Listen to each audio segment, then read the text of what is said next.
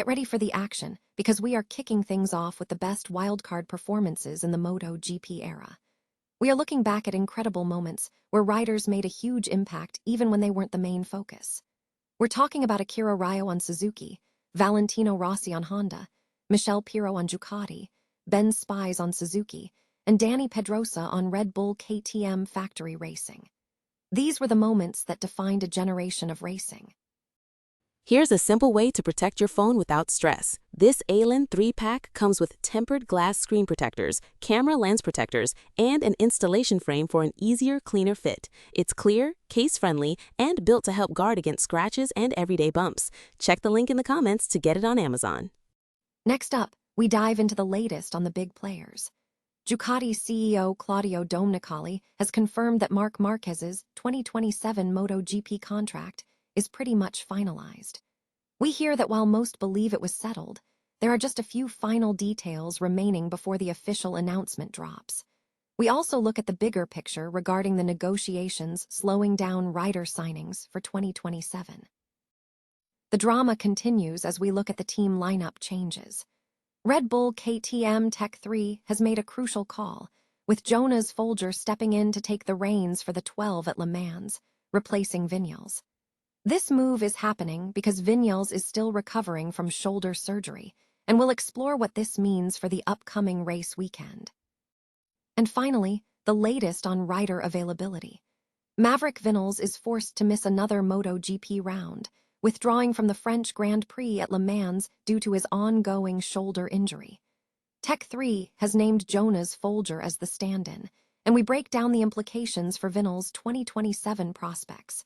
Don't miss a second of this action. Stay with us. Wildcard appearances have historically been a popular feature in MotoGP, though recent decades have seen most entries stem from direct manufacturer involvement.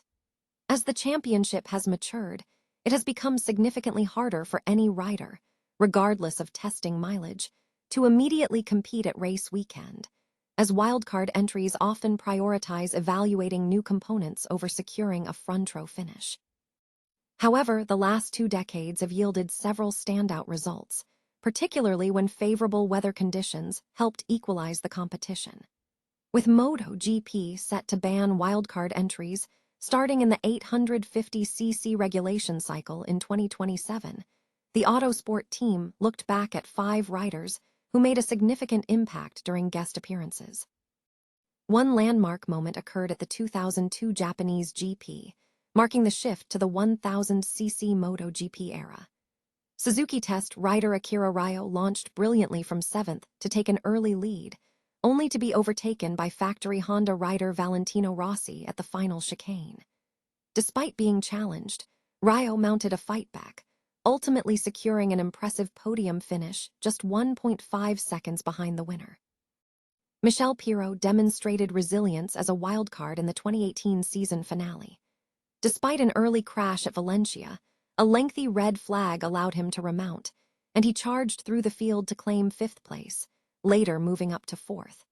This marked his best MotoGP result to date, finishing just 1.2 seconds behind 3rd place Alex Espargaro and securing a victory over factory rider Jorge Lorenzo. Ben Spies made his 3rd appearance in 2008, including a wildcard at Indianapolis.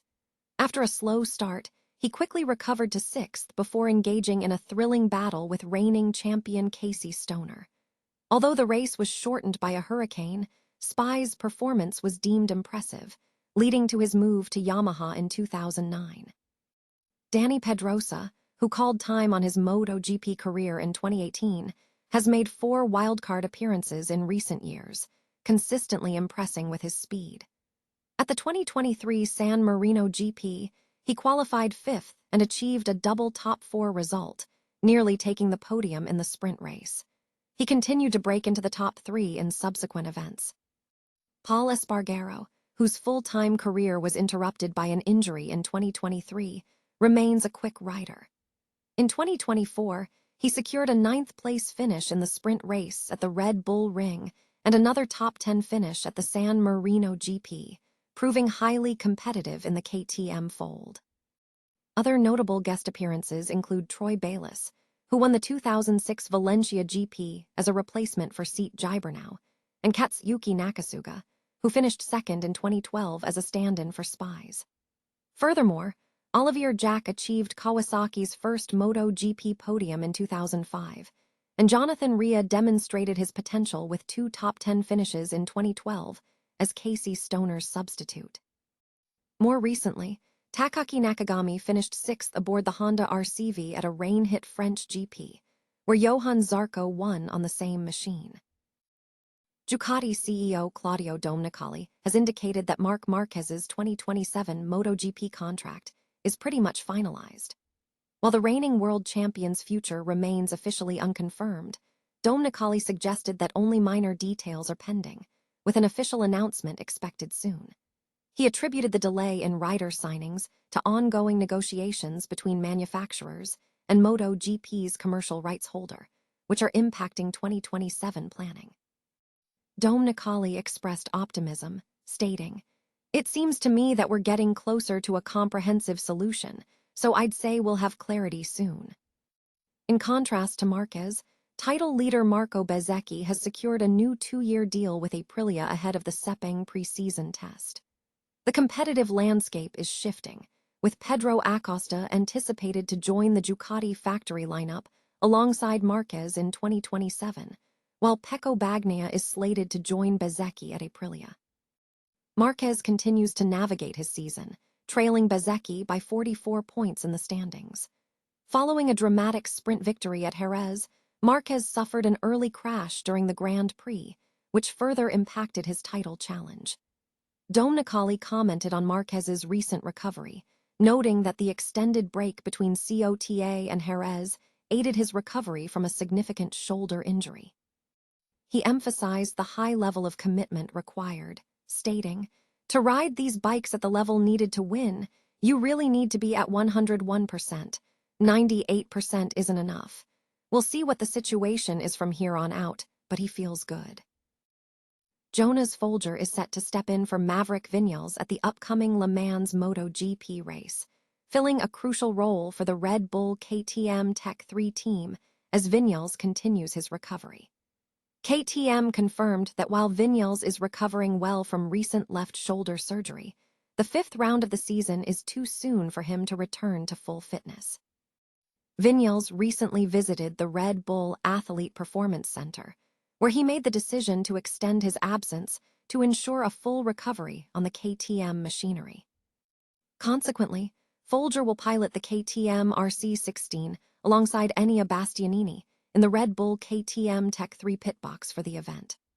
The 32-year-old German rider brings significant experience to the team, having made all 19 of his premier class starts with KTM, including a podium finish at the Sachsenring in 2017, and serving as a replacement rider for Paul Espargaro in April 2023. Folger is a Moto3 and Moto2 champion, and last competed in the 2023 Dutch Grand Prix. Both riders shared comments regarding the situation. Folger expressed enthusiasm for the opportunity, stating, "I am really excited to be coming back together with all the guys at Tech 3. Le Mans will be a big challenge, going back after so many years away from racing, and getting back on the bike will mean adapting quickly and learning a lot across the weekend. I believe the positives outweigh the difficulties, and I am very much looking forward to it." Maverick Viñales emphasized the priority of his health, noting, "I have been working hard since the surgery to fully recover and have always had Le Mans in my head as my target race to return. However, after attending the APC this week, I have been advised that I am not yet strong enough to jump back on the bike. Whilst I am disappointed, I understand being back to full strength is the most important thing, and I will keep my head down and prioritize that." KTM Motorsports director Pit Bearer acknowledged the difficult decision, stating, "We fully understand the desire to return to the paddock when he is ready to race. We're thankful that the Tech 3 team could call on Jonas, and we're pleased he accepted the challenge." Team manager Nicolas Goyon stressed that Maverick's health remains paramount, adding, "It is an important weekend for us as we are racing in front of our friends, family, and fans, so it will be great to have 2 bikes back on track and Jonas back with us at Tech 3. Tune in this weekend for the French GP to see the team's performance ahead of Viñales' eventual return. MotoGP rider Maverick Viñales is forced to miss the French Grand Prix at Le Mans, withdrawing from the upcoming round due to ongoing shoulder injury. Viñales has been sidelined since the Grand Prix of the Americas while he underwent surgery to remove a displaced screw from his left shoulder. This injury has led to an unplanned break for MotoGP, and despite working hard for his recovery, Viñales has been advised that he is not yet strong enough to return to racing, according to statements made after attending the APC. Viñales expressed disappointment, but emphasized prioritizing a full recovery. The shoulder injury, sustained at the Sachsenring in 2025, has severely impacted his 2027 prospects, potentially shifting him from a favorite for a KTM factory promotion to a reported rank outsider. The team has not found a replacement for Viñales at Jerez, as first-choice substitute Paul Espargaro is also injured and will not be fit for Le Mans. Consequently, Jonas Folger, who has been affiliated with KTM, will step in to compete in what should be Viñales' 20th MotoGP start.